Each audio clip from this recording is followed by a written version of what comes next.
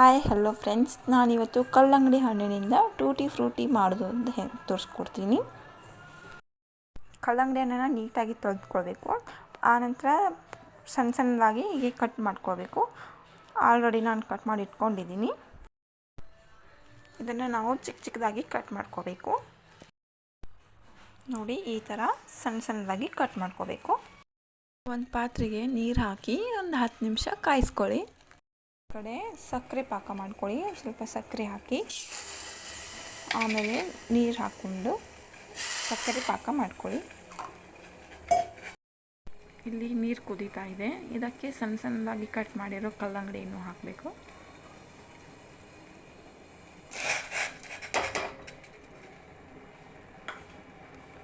ಕುದಿಸ್ಕೊಳ್ಬೇಕು.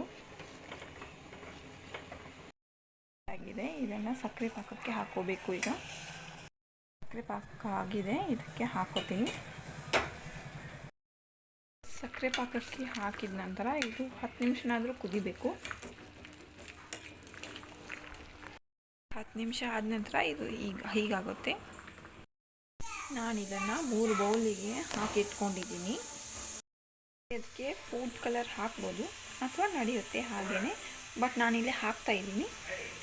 ಇಲ್ಲಿ pink colour ಹಾಕ್ತಾಯಿದ್ದೀನಿ. ಇದಕ್ಕೆ ಯೆಲ್ಲೋ ಕಲರ್ ಹಾಕಿದ್ದೀನಿ. ಇದನ್ನು ನೀಟಾಗಿ ಮಿಕ್ಸ್ ಮಾಡ್ಕೊತೀನಿ.